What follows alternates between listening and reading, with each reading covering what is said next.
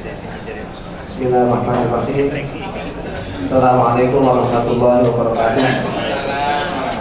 Selamat datang Bapak Dirjen, Bapak Muhammad Yasin.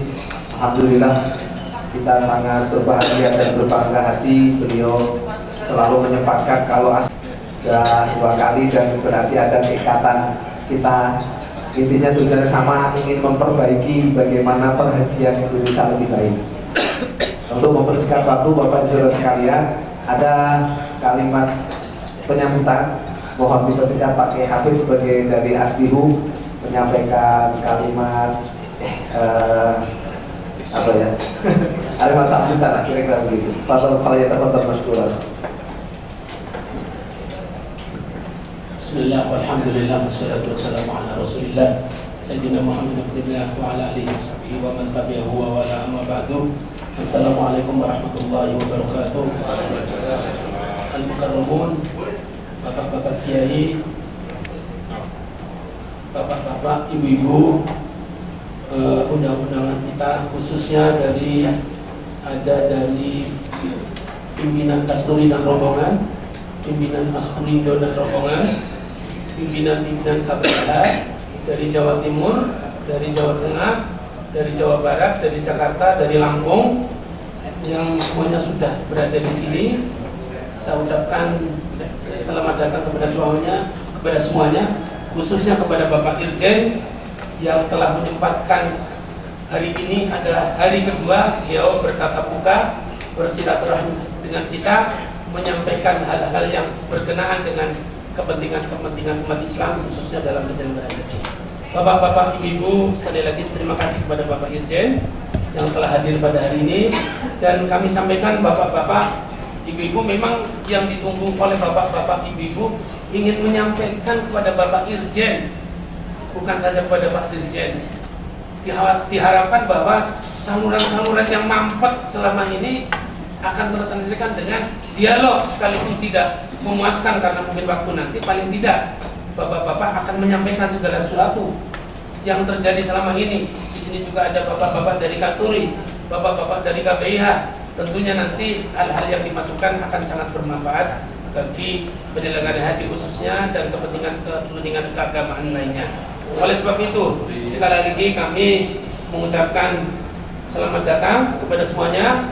Terima kasih khususnya kepada Bapak Dirjen. Terima kasih kepada semuanya. Mudah-mudahan pertemuan hari ini adalah pertemuan yang berberkah, pertemuan yang bermanfaat kepada kepentingan kita semuanya, di mana kepentingan ini adalah kepentingan bukan sekedar membicarakan kepentingan kita di dunia, tetapi kepentingan kita menjalankan syariat Islam yang kelima menuju kepada akhirat kita yang terbaik, akhirat jemaah kita yang terbaik. Demikian, wallahu a'lam bishawab. Assalamualaikum warahmatullahi wabarakatuh. Terima kasih Bapak ya Habib Al-Fazani, kepada Bapak Dirjen Kualitas Maskur. Assalamualaikum warahmatullahi wabarakatuh. Bismillahirrahmanirrahim. Alhamdulillahirrahmanirrahim. Wassalamualaikum warahmatullahi wabarakatuh.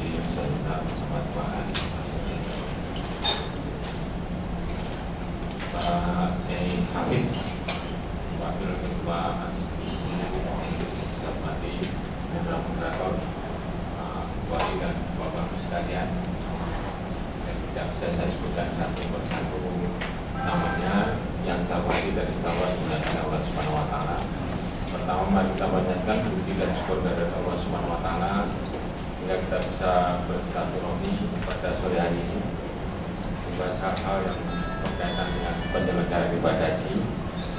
Untuk komitmen kita bersama untuk meningkatkan semakin hari semakin meningkatkan kualitas penyelenggaraan ibadah haji. Mudah-mudahan apa yang kita bahas pada siang hari ini, sore ini, membuahkan suatu nilai kemanfaatan untuk usaha kita bersama untuk memperbaiki penyelenggaraan ibadah haji tanpa berikutnya. Salawat dan salam juga kita sampaikan kepada junjungan kita Nabi Muhammad SAW, keluarga, sahabat dan umatnya. Bapak Ibu sekalian yang sesuai dengan judul adalah menilai kebijakan penyelenggaraan ibadah haji di masa pemerintahan Pak Jokowi atau di era kabinet kerja saya buat itu judulnya semacam. Jadi ada beberapa perubahan terhadap penyelenggaraan ibadah haji khususnya di tahun berikutnya dimulai dari tahun 2015. Sebagian sudah kita mulai dari sistem penyewaan pemondokan di Makkah, Madinah maupun di Jeddah itu sudah berubah dari tahun yang lalu dan sudah dilaksanakan di tahun 2014 atau 1435 Hijriah. Nah, nanti ada beberapa hal yang pokok, ada beberapa perubahan yang cukup signifikan pada 1436 Hijriah. Sistem pemondokan itu yang berubah adalah tata cara untuk memilih hotelnya. Yang pertama harus ada pengumuman yang harus dilaksanakan oleh panitia penyediaan perumahan dari tim di bawah Direktorat Jenderal PHU atau Penyelenggaraan Haji dan Umroh. Sehingga setelah diumumkan maka mendaftarlah untuk para syarikat dan para pemilik hotel. Jadi tidak langsung di bawah koordinasi muasasah saja, tidak, tapi langsung ada pemilik hotel bisa muasasah, tapi kalau di Madinah juga majmuah dan bisa saja bukan majmuah. Nah, itu juga di Jeddah. Nah, kalau dulu ada katakanlah prosedur penyewaan sesuai dengan apa yang disebut dengan pelaporan BPR kita habiskan, tapi untuk periode tahun 2014 itu adalah ada proses negosiasi atau tawar-menawar.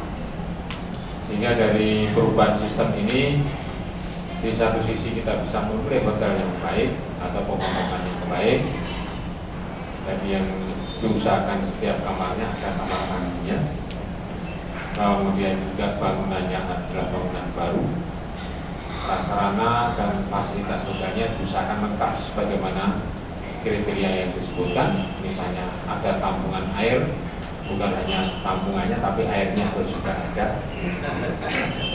Kemudian juga harus ada pompa airnya, harus ada tutup, itu adalah untuk jemuran pakaiannya.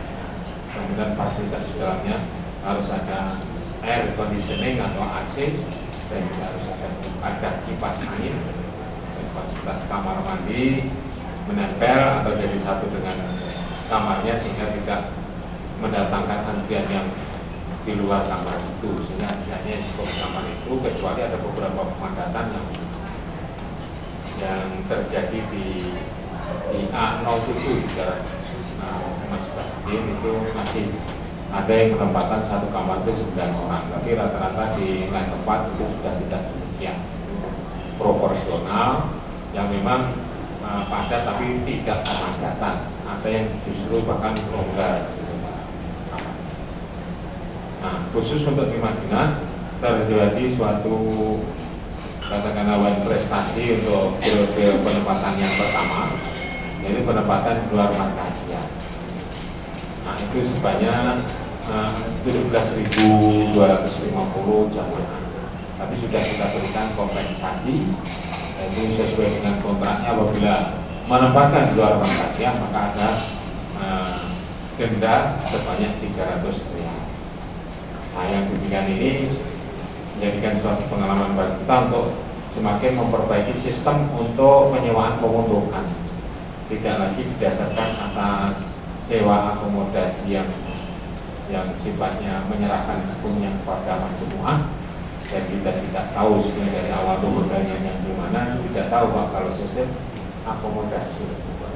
Nah, nanti ke depan itu ada sistem sewa semi musim. Semi musim itu bukan musim semi ya. Nah, semi musim itu blocking time. Pada saat penempatan pertama ya hotel-hotel mana yang akan kita blok, dan harus ada dalam kontrak itu tidak akan menempatkan jamaah di luar jamaah Indonesia di hotel tersebut. Jadi istilah di blok dan di kontrak, dan ini ada kepastian kepastian penempatan dan juga ada kepastian hukum. Jadi tidak menempatkan di luar markasia. Tahun depan seperti itu memang harganya agak mahal sedikit. Nah, kemudian yang akan berubah lagi karena pemerintah Arab Saudi akan membongkar 50 hotel di kawasan markasia di Madinah.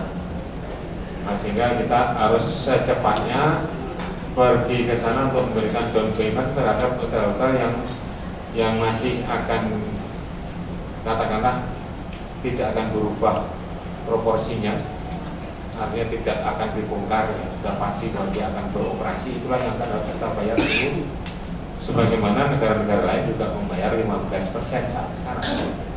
Nah, kita ini sedang ada kisruh di DPR bahwa kita tidak bisa segera bertemu untuk menyampaikan bahwa kita perlu untuk menggunakan dana dana yang disebut dengan BPIH, yaitu biaya penyelenggaraan ibadah haji ini, sebagian untuk down payment.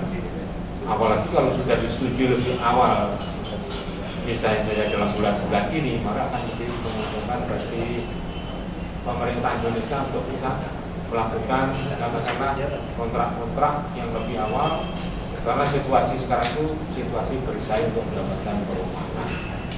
Nah, mudah-mudahan konflik sementara ini tidak akan berdampak pada tertundanya katakanlah kesepakatan yang akan dilakukan oleh pihak kita di dalam melakukan kontrak-kontrak, khususnya adalah kontrak perumahan. Nah, yang penting adalah kontrak perumahan, yaitu pemondokan. Kemudian yang poin 2 adalah mengenai melaksanakan sistem e-hajj gitu ya, di situ ya, perubahan langkah baru. Jadi sistem e-hajj. Sistem e-hajj ini akan memberikan suatu kemudahan di satu sisi, tapi juga menuntut bagi kesiapan kita untuk melaksanakan atau menata kembali apa yang disebut dengan elektronik haji. Apabila elektronik haji ini sudah dilaksanakan, declare artinya dinyatakan bahwa akan berlaku, dan Indonesia menjadi katakanlah negara yang paling awal atau pionir untuk melaksanakan e-hajj, maka semua kita harus kita tata semua. Jadi dari Indonesia siapa yang akan berangkat terpampang di dalam web, jadi secara online. Nomor urut harus bisa dilihat secara online, jadi setiap orang bisa melihat kalau nomor urutnya misalnya ada di atasnya yang gagal untuk melaksanakan ibadah haji, maka pasti akan kedip-kedip nomor di bawahnya akan naik ke atas, sehingga tidak tanya kapan ya saya berangkat, kapan ya saya berangkat. Ini sistemnya harus kita perbaiki dan seharusnya sudah ada sejak kita memperkenalkan Siskohat, baik itu generasi 1 maupun generasi 2 seharusnya. Nah, tapi ternyata belum nyambung, di networkingnya sampai daerah belum connect seluruhnya, dan belum terintegrasi untuk semua kepentingan. Semua kepentingan untuk orang biarnya berapa itu sudah ketahuan di situ, kapan dia berangkat sudah ketahuan di situ, kemudian pesawatnya, pesawat Garuda atau pesawat Saudi Arabia sudah diketahui, berapa nomor tempat duduknya harus diketahui, itu Pak. Terus kemudian pada waktu datang, bis apa yang akan menjemput akan dibawa kemana, itu sudah diketahui. Kemana itu maksudnya di pemondokan, misalnya kalau di Madinah itu di mana, kalau misalnya yang di Mekah itu, gelombang pertama pasti akan masuk ke Madinah. Ke Madinah hotelnya apa? Itu dalam sistem e-hajj ini semua harus terintegrasi, terpadu sehingga bisa diketahui. Nah, apabila ini harus dilaksanakan, saya sampaikan kepada Pak Dirjen DAU, kepada Pak Menteri, harus segera siap-siap di bulan ini, Pak, bulan Desember ini. Jadi untuk menata sistem kita, apa yang kurang harus ditambah. Tenaga SDM-nya kurang harus ditambah. Provider yang menyanggupi kontrak kita untuk generasi 2 dan generasi 1 harus bisa melayani untuk perubahan ini. Perubahan artinya untuk perubahan yang cepat, untuk bisa terintegrasi. Kalau tidak, nah tentunya harus ada punishment dan kita harus segera mengundang provider dan supplier dari perusahaan lain yang bisa melayani kepentingan kita untuk mengintegrasikan dengan IHAD. Jadi semua ketahuan itu nanti Pak, penempatan semakin bagus. Pada saat kedatangan tidak harus ngantri panjang, karena yang nempel itu kartu nanti Pak yang sudah ada biometriknya langsung keluar. Kalau cocok plek keluar. Paling hanya menyocokkan melihat apa alat yang untuk rona mata gitu Pak ya. Jadi sorry, ini cepat, nah, rona mata langsung keluar. Jadi tidak usah buka-buka buku. Ini diharapkan bisa seperti itu untuk ke depan. Kalau ini berubah maka akan memudahkan bagi semua pihak termasuk KPIH. Nah, sahabat mungkin nanti kerjasama antara KPIH dengan kita akan semakin erat Pak. Jadi mari kita penuhi katakanlah standar-standar operasional prosedur yang ditetapkan oleh tim kita di Dirjen PHU, termasuk katakanlah untuk konfigurasi penempatan jamaah. Janganlah ditempatkan misalnya yang harus ngumpul dengan keluarga, padahal sesuai dengan konfigurasi tidak harus ngumpul. Jadi kita harus tunduk pada aturan. Kita bersamalah yang bisa menjaga bahwa haji itu menjadi berkualitas. Tidak ada pemadatan yang dikarenakan keinginan dari jamaah ingin ngumpul dengan keluarganya. Tidak ada keinginan yang misalnya bercampur antara laki-laki dan perempuan. Itu kita lah yang bisa menjaga. Kita saling mengingatkan, saling menghimbau agar semua itu mengikuti aturan main ya. Dengan puasa-puasaan dan merasa lebih berpengalaman, janganlah. Kita saling mensupport, saling katakanlah saling berkolaborasi dengan baik antara kami dengan para Bapak Ibu sekalian sebagai KPIH, sehingga harapannya ke depan akan menjadi bagus. Jadi tidak ada misalnya penguasaan fungsi, misalnya juga tidak boleh tembus yang menjadi sektor, tidak boleh oleh siapapun juga, maka harus sesuai dengan ketentuan sehingga kita bisa menjaga ya, bahwa niat dari jamaah untuk menunaikan ibadah itu menjadi murni, tidak disisipi dengan kegiatan-kegiatan lain yang merusak ibadah kita, dan kita saling bisa mengingatkan sehingga akan menjadi bagus. Nah, perubahan yang lain yang belum saya sebutkan itu adalah adanya Undang-Undang 34 tahun 2014, yaitu Undang-Undang tentang keuangan. Terus kemudian ada rencana kebijakan yang sudah berhaji sebentar tidak boleh berhaji, dan kita punya 20 item perbaikan yang sudah kita sampaikan kepada Dirjen PHU dan sudah kita presentasikan kepada Pak Menteri. Tidak ada satupun yang ditolak oleh Pak Menteri. Ini baik katanya begitu, dan berkomitmen untuk merubah demi perbaikan penyelenggaraan ibadah haji. Jadi apa yang saya sampaikan poin-poin umum, karena kita buka ruang untuk tanya jawab. Karena waktu saya 30 menit. Jadi sudah saya pakai berapa menit ini? Oh, udah 20 menit, berarti kurang 10 menit kemarin saya. Silahkan Pak Bukhari Muslim ya. Atau langsung saja. Silakan Pak. Ya. Silakan Pak. Silakan. Pak Sugeng. Pak Sugeng dulu. Iya. Pak Sugeng Dari belakang. dari Asmanindo. Mas. Atau langsung aja Pak? Ya, langsung aja Pak. Assalamualaikum warahmatullahi wabarakatuh. Sebetulnya yang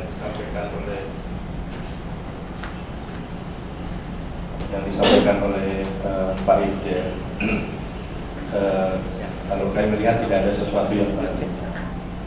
Tidak bahwa langkah-langkah perbaikan yang dilakukan oleh Kementerian Agama menyangkut masalah tadi pondokan dan lain sebagainya, itu sebetulnya sudah berjalan dari tahun-tahun sebelumnya. Tinggal kemudian dilakukan penataan dan perbaikan. Kemudian menyangkut masalah e-hajj, ini juga karena kebijakan dari pemerintah Arab Saudi. Bukan saja menyangkut e-hajj, Pak Yasin, tahun ini juga sudah dilakukan dengan e-umroh. Itu juga sudah seperti itu.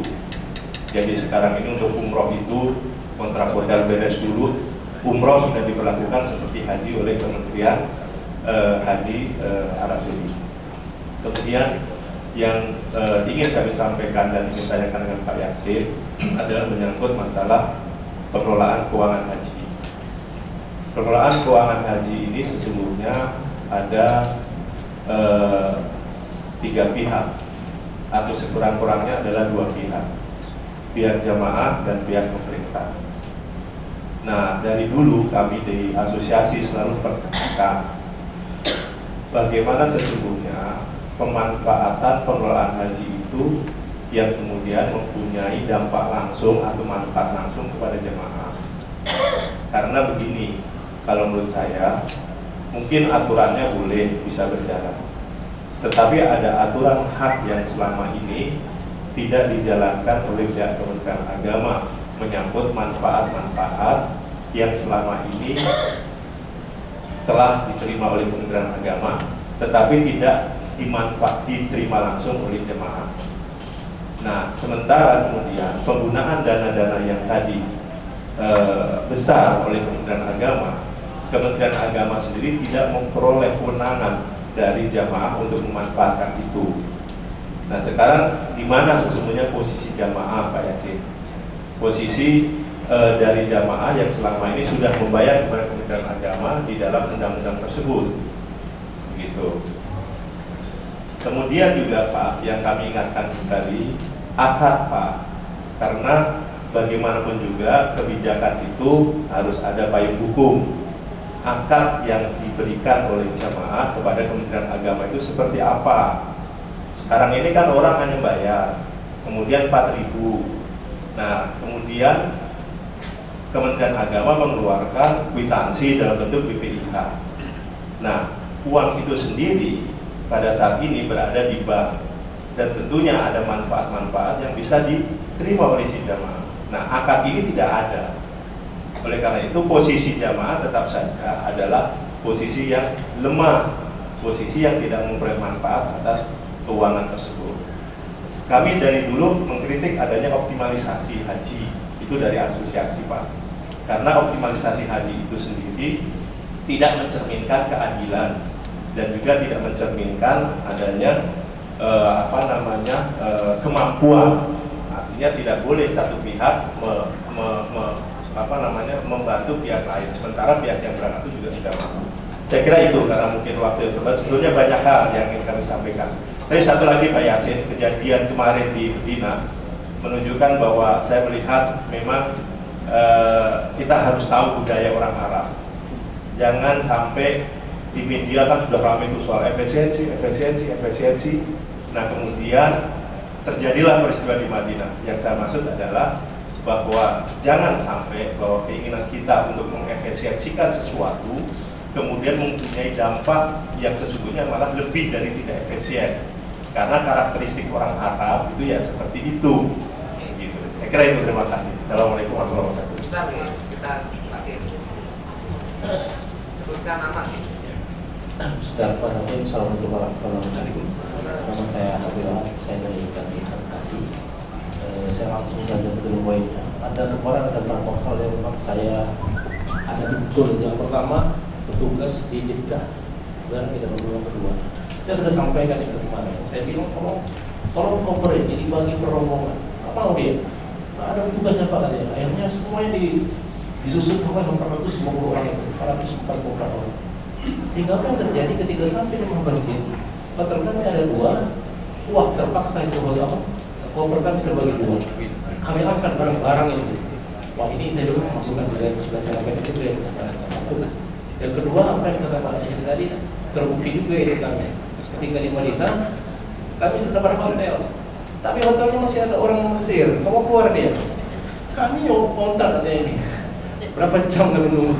Jadi kamar sudah dibagi, tapi kan belum bisa masuk. Astagfirullah. Kepada jemaah yang mau sangat. Dan ke depan yang menurut saya akan melakukan seperti umroh. Jadi udah tahu hotelnya ini. Jadi kan sebenarnya nggak terlalu sulit sebenarnya kalau kita mau. Jadi kalau 405 orang ke rombongan itu, kita mungkin dapat berapa orang sebuah kamar. Di sini sudah ditentukan 8 atau 9. Jadi kita bisa menentukan, wah 1 kamar 4 orang. Kita taruh, jadi kerepotan dan menyusun sampai di sana.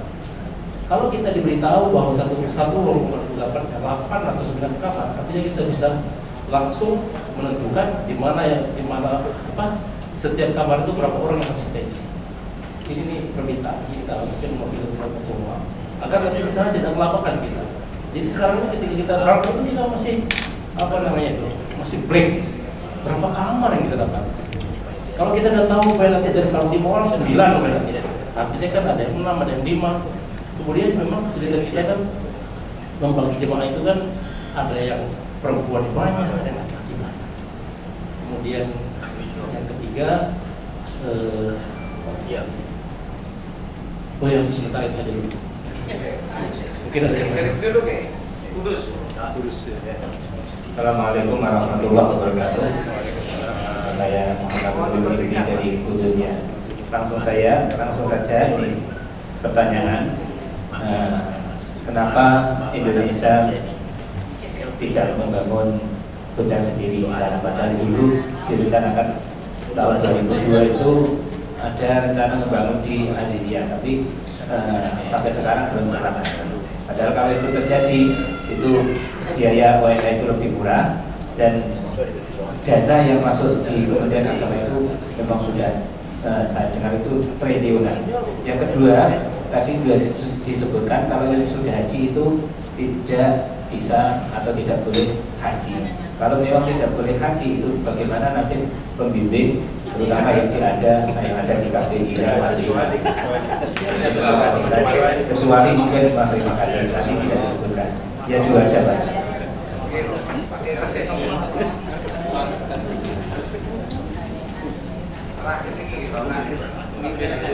Oke.